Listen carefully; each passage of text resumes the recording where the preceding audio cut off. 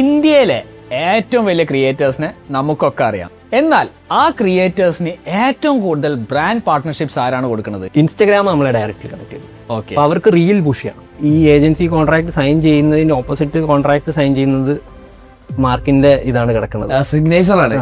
അടുത്ത ഇടേണ്ട ആളാണ്. What kind of fund do this platform spend? 8 CR അടുത്ത് മെറ്റ സ്പെൻഡ് ചെയ്തു.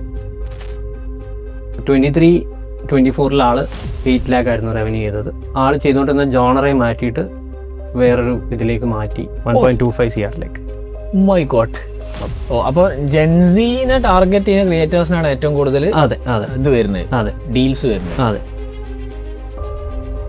അപ്പൊ ആക്ച്വലി ബ്രാൻഡിന് അപ്രോച്ച് ചെയ്തിട്ട് കാര്യമുണ്ടോ? ഈ ബിഗർ ക്രിയേറ്റേഴ്സ് പറഞ്ഞ വ്യൂസ് ആണോ ഫോളോവേഴ്സ് ആണോ? അല്ലാതെ ഫോളോവർ നമ്പർ ഒരു വലിയ ക്രൈറ്റീരിയ അല്ല. എന്തൊക്കെ തരത്തിൽ ഒരു ക്രിയേറ്ററിന് കാശ് ഉണ്ടാക്കാം? ചില ക്രിയേറ്റേഴ്സ് ഉണ്ടാവും ഒരു ഈഗോ, അതവർ ബ്രേക്ക് ഔട്ട് ചെയ്തിട്ട് അവർ നമ്മളെ കംപ്ലീറ്റ്ലി ട്രസ്റ്റ് ചെയ്യുവാണെങ്കിൽ